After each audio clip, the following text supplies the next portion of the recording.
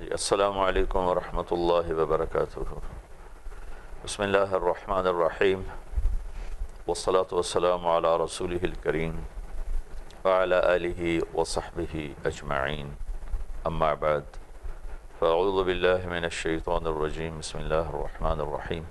نساؤکم حرث لکم فأتوا حرثکم انا شئتم، وقال النبی صلی اللہ علیہ وسلم الدنیا کلها متاع وخیر متاعها المرأة الصالحة او کما قال۔ خاوند اور بیوی کے آپس کے تعلق اور اس رشتے کی اہمیت، ضرورت کے بارے میں کچھ عرصے سے میں عرض کر رہا تھا۔ بیچ میں سفر پیش آ گیا تو کچھ سفر کے حالات آپ سے شیئر کیے، دوبارہ اسی مضمون کی طرف میں واپس جا رہا ہوں۔ جتنی اس رشتے کی اہمیت ہے، اگر اس پر میں سارا سال بھی بولوں تو کم ہے، چونکہ اس رشتے کو جتنا اس وقت توڑا گیا ہے، توڑا جا رہا ہے، جتنا اس کو بے قیمت کیا گیا ہے، کیا جا رہا ہے، اس کی تلافی کے لیے سارا سال گھنٹوں بھی بولوں تو اس کا حق ادا نہ ہو۔ پھر سارے میری کب سن رہے ہیں؟ چند لوگ ہیں جو سن رہے ہیں۔ اللہ سے دعا ہے کہ اللہ سب تک یہ آواز پہنچا دے۔ میں نے ایک آیت پڑھی ہے اور ایک حدیث، اس میں بھی اللہ تعالیٰ نے کتنے خوبصورت انداز میں خاوند اور بیوی کے تعلق کو سمجھایا ہے کہ اللہ تعالیٰ نے فرمایا کہ نساؤکم حرث لکم، تمہاری بیویاں تمہاری کھیتیاں ہیں۔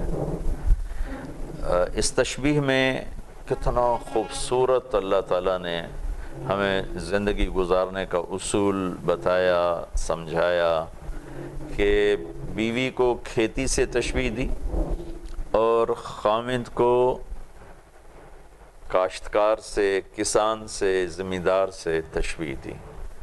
خاوند اور بیوی کا تعلق اس طرح ہوتا ہے جیسے کسان اور کھیتی کا تعلق ہوتا ہے، جیسے زمیندار اور کھیتی کا تعلق ہوتا ہے، جیسے کاشتکار اور کھیتی کا تعلق ہوتا ہے کہ یعجب الزراع، کہ زمیندار جب اپنی فصل کو لہلہاتا دیکھتا ہے تو خوش ہوتا ہے اور وہ اسے خوش کرتی ہے۔ اور میں خود اسی گھرانے خاندان سے تعلق رکھتا ہوں کہ ایک کاشتکار اپنی کھیتی پر کیسے جان دیتا ہے، کیسے اس کی حفاظت کرتا ہے، اس کے ذریعے سے ہمیں یہ مضمون سمجھایا جا رہا ہے، بتلایا جا رہا ہے کہ خاوند اپنی بیوی کے ساتھ کیا سلوک کرے۔ ایک ایک پودے پر زمیندار جان مارتا ہے، کاشتکار جان مارتا ہے، اور گرمی میں، سردی میں، شدید گرمی میں، میں آپ کو اپنی آپ بیتی سناتا ہوں۔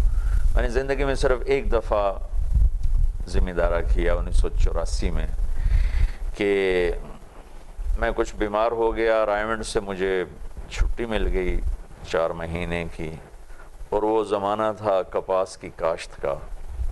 تو میں نے اپنے والد صاحب رحمۃ اللہ علیہ سے اجازت لے کر میں نے اپنی زمین پر اپنی کپاس خود کاشت کروائی۔ جون کا رمضان تھا اور جون میں ہی، مئی میں کاشت ہوتی تھی، جون میں پھر اس کی راکھی ہوتی تھی۔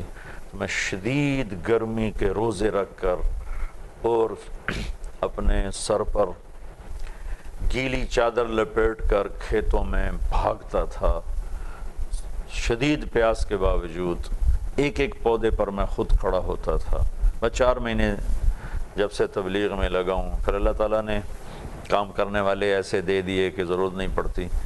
تو لیکن میں یہ بتا رہا ہوں کہ جب میں نے خود کاشت کی تو کس طرح ایک ایک پودے پر میں شدید گرمی میں کھڑا ہوا، دھوپ میں کھڑا ہوا، بھوک میں کھڑا ہوا، پیاس میں کھڑا ہوا، کہ میری تمنا تھی کہ ایک ایک شاخ پہ پھل لگے، ایک ایک پودا صحت کے ساتھ پروان چڑھے۔ یہ تعلق ہے خاوند اور بیوی کا، کہ خاوند اپنی بیوی کی اس طرح حفاظت کرے کہ وہ ایک پھلدار درخت کی طرح پروان چڑھے، ایک سرسبز درخت کی طرح، پودے کی طرح وہ پروان چڑھے، پھر وہ پھل لے، پھولدار ہو۔ اب یہاں وہاں تو کھاد چلتی ہے، پانی چلتا ہے، یہاں کیا چلتا ہے؟ یہاں حسن سلوک چلتا ہے، اچھے رویے چلتے ہیں، اچھا بول چلتا ہے۔ اور ایسے حرث میں عورت کے لیے اشارہ ہے کہ اسی پودے کی راکھی کی جاتی ہے جو پھول بھی نکالے، پھل بھی نکالے، پتے بھی نکالے، جو کھاد بھی لے لے، پانی بھی لے لے، لیکن نہ پھول نکلے، نہ پھل نکلے، نہ سایہ دار ہو، تو پھر ذمہ دار اس کی پرواہ نہیں کرتا، اس سے وہ نظریں ہٹا لیتا ہے۔ تو ایسی خامند کو خوبصورت اعلیٰ رویوں کے بعد اگر بیوی کی طرف سے اسی کے مطابق رد عمل نہ ہو تو پھر وہ کھیتی ہے جس پر نہ پھل ہے، وہ پودا ہے جس پہ نہ پھول ہے، وہ پودا ہے جس کا نہ کوئی پتا ہے، تو اپنی قیمت خود گرا دیتے۔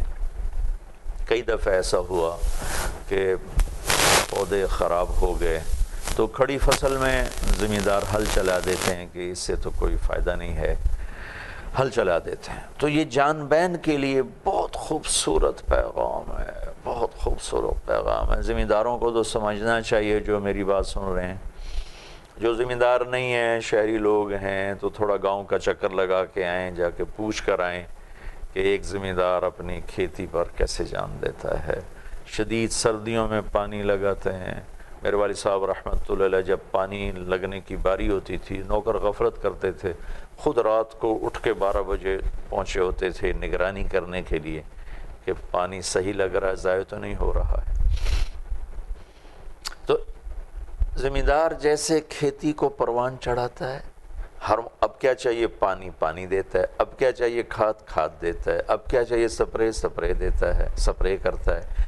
ایسے ہی خامد اپنی بیوی کی زندگی کو پڑھے، چونکہ وہ لے کے کسی کی بیٹی آیا ہے، یہ کسی کے گھر نہیں گیا، کسی کی بیٹی اس کے گھر آئی ہے، اس کے مزاج کو پڑھے، اس کی ضرورتوں کو دیکھے، اس کی خواہش تک کو دیکھے، حدود شریعت کے اندر اسے پورا کرنا، اس کی حوصلہ افزائی کرنا، اسے محبت دینا، اس کے ساتھ اظہار محبت کرنا۔ ہمارے ہاں تو بیوی کے ساتھ کوئی اظہار محبت کرے تو تانے ملنے شروع ہو جاتے ہیں، یہ تو زن مرید ہے، رن مرید ہے، یہ تو بیوی کا ہی ہو کے رہ گیا، بیوی کے بغل میں بیٹھا رہتا ہے۔ ایسے احمقانہ باتیں اس ماحول میں چلتی ہیں۔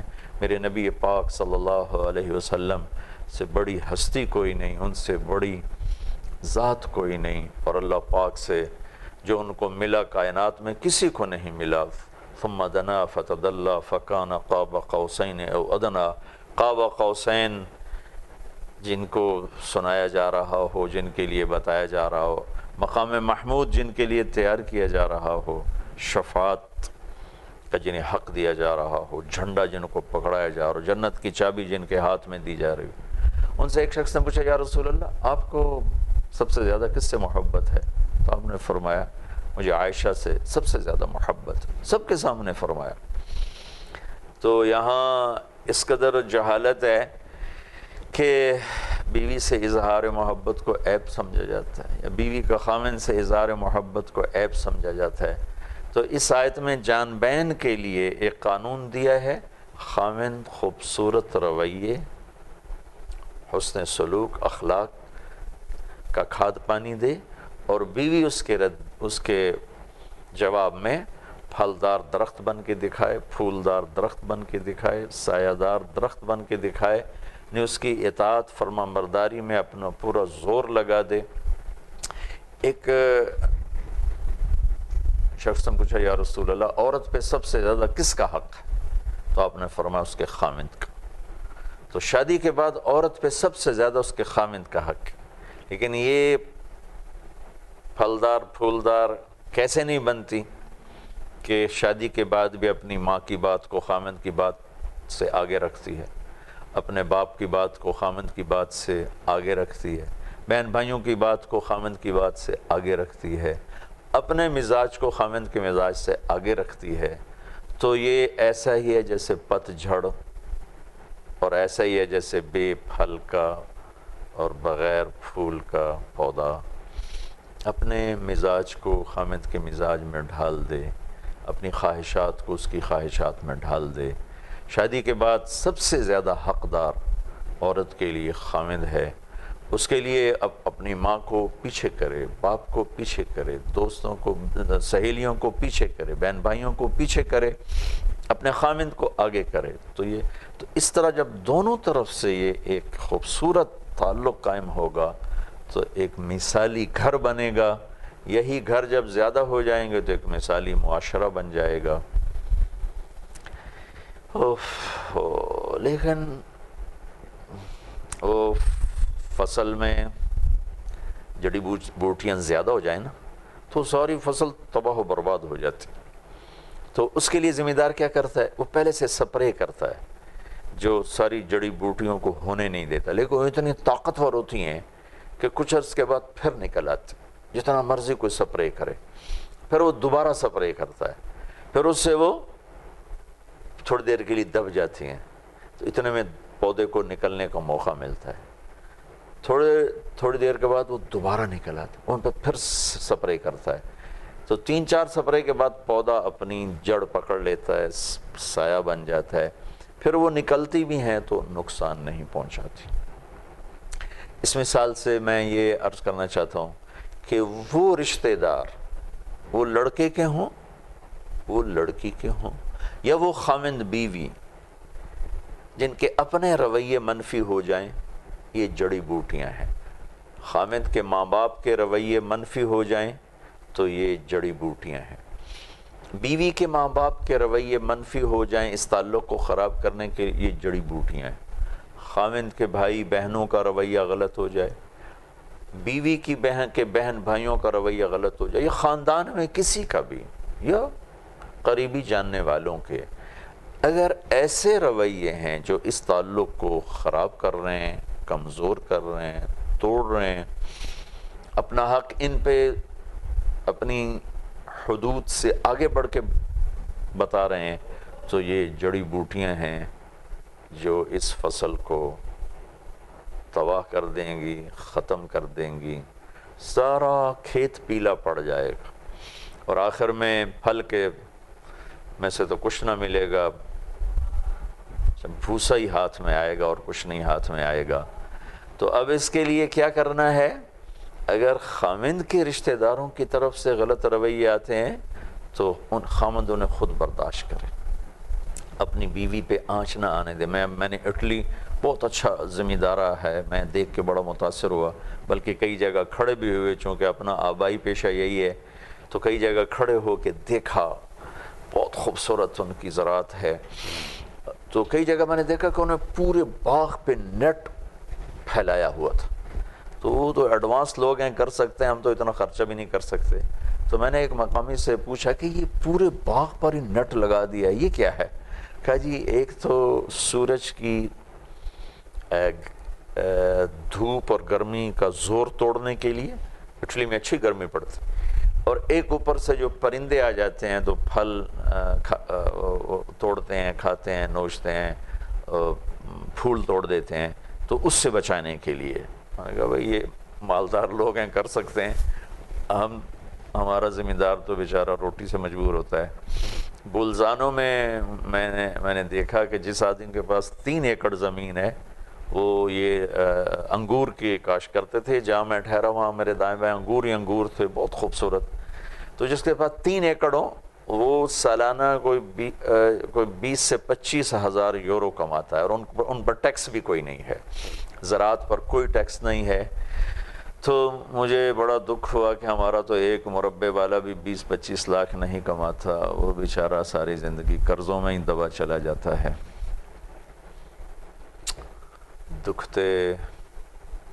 دکھتی کہانیاں ہیں، دکھ دینے والی کہانیاں ہیں۔ جب حکمران بددیانت ہو جائیں، افسر شاہی بددیانت ہو جائے، عوام ظالم ہو جائیں، وہ بھی بددیانت ہو جائیں، جھوٹ پھیل جائے، خیانت پھیل جائے، ظلم میں کسی ایک طبقے کو الزام نہیں دیتا ہوں، نیچے سے اوپر تک ظلم بھی ہے، جھوٹ بھی ہے، بددیانتی بھی ہے، برکت کہاں سے آئے گی؟ تو یہ خاوند کے ذمہ ہے، اگر اس کے ماں باپ، بہن بھائی، عزیز رشتہ دار، دوستوں کی طرف سے کوئی غلط رویے آتے ہیں تو وہ یاد رکھے یہ گندی جھاڑیاں ہیں، گندی جڑی بوٹیاں ہیں، ان کا سپرے ضروری ہے۔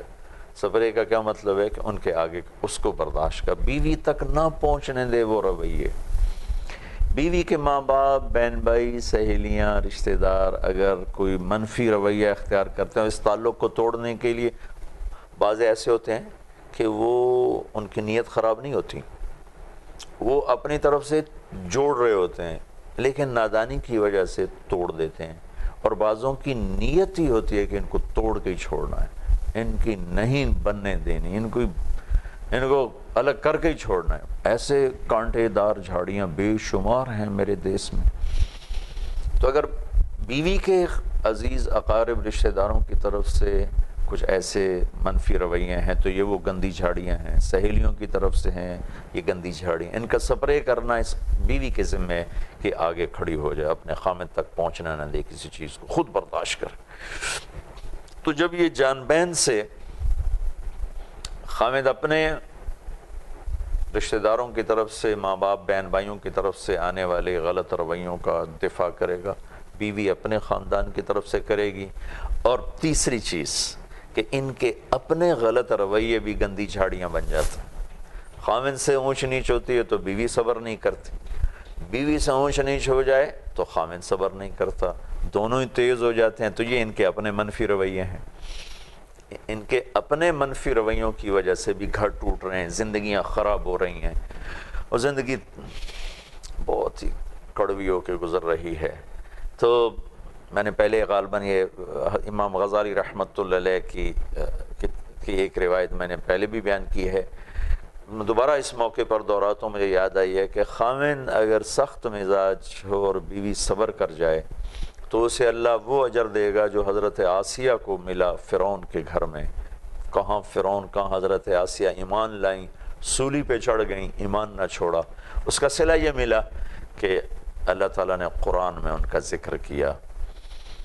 وَضَرَبَ اللَّهُ مَثَلًا لِلَّذِينَ آمَنُوا امْرَأَتَ فِرْعَوْنَ إِذْ قَالَتْ رَبِّ ابْنِ لِي عِندَكَ بَيْتًا فِي الْجَنَّةِ وَنَجِّنِي مِنْ فِرْعَوْنَ وَعَمَلِهِ وَنَجِّنِي مِنَ الْقَوْمِ الظَّالِمِينَ۔ فرعون کی بیوی کا ذکر ہو رہا ہے، اللہ نے تعریف کی کہ ایمان والو، تم ایک عورت کی کہانی سنو جو فرعون کے دربار میں دکھ سہ گئی، ایمان نہ چھوڑا، سولی پہ چڑھ گئی، ایمان نہ چھوڑا، اور مجھ سے دعا مانگی کہ مجھے فرعون سے بھی بچا اور مجھے اپنے پڑوس میں گھر بھی عطا فرما۔ تو اللہ نے یہ مقام ان کو عطا فرمایا فرعون کے ظلم کے سامنے صبر پر۔ عورت بد مزاج ہو، خامن صبر کر جائے تو اس کے بارے میں ارشاد فرمایا اس کو اللہ تعالیٰ ایسا اجر عطا فرمائیں گے جیسے ایوب علیہ السلام کے صبر کا انہیں اجر ملا، اللہ انہیں صبر ایوب کے برابر اجر عطا فرمائیں گے۔ تو بعض اوقات گندی جھاڑیاں خود میاں بیوی ہی بن جاتے ہیں، خامن بیوی ہی گندی جھاڑیاں بن جاتے ہیں، نہ وہ صبر کرتا ہے، نہ وہ صبر کرتی ہے، نہ وہ دبتا ہے، نہ وہ دبتی ہے، تو وہ اپنے ہاتھوں سے اپنے گھر کو آگ لگا کے بیٹھ جاتے ہیں۔ دل کے پھپھولے جل اٹھے سینے کے داغ سے، اس گھر کو آگ لگ گئی گھر کے چراغ سے۔ تو خود آپس میں بھی اپنے تعلق کا دفاع کریں۔ انسان ہے نا، یہ تو ہو نہیں سکتا کہ ہر وقت ہم ایک دوسرے کے مزاج کے مطابق ہوں، ایک طرف سخت ہو جائے دوسرا نرم ہو جائے، دوسرا سخت ہو پہلا نرم ہو جائے، تو اس کو برداشت کیا جائے، اس کو برداشت کیا جائے۔ اگر ان سے نہیں ہو رہا تو بیچ میں اب ماں باپ پڑھیں، اس کو بھی سمجھائیں اس کو بھی سمجھائیں، ان کو قریب کرنے کی کوشش کریں، طرفدار نہ بن جائیں، کوئی لڑکی کا طرفدار بن جائے کوئی لڑکے کا طرفدار بن جائے اور دونوں کو ابھارنا شروع کر دیں، ایسا نہ ہو، بلکہ ان دونوں کو ملانے کی کوشش کی جائے، قریب کرنے کی کوشش کی جائے، تو اس سے اللہ کا فضل و کرم سے گھر آباد ہوگا۔ تو یہ حرص میں اللہ تعالیٰ نے ایک ہمیں پیغام دیا ہے کہ خامند کے ذمہ ہے کسان بن کے دکھائے، جیسے کھیتی پر جان مارتا ہے کسان، ایسے خامند اپنی بیوی کے لیے جان کھپائے۔ بیوی کو حکم دیا ہے کہ وہ پھر خوبصورت پھلدار پھولدار پودا بن کے دکھائے، باغ بن کے دکھائے، درخت بن کے دکھائے، تو زندگی خوشحال بھی ہوگی، شاداب بھی ہوگی، آباد بھی ہوگی۔ اللہ تعالی ہم سب کو عمل کی توفیق بخشے۔ السلام علیکم۔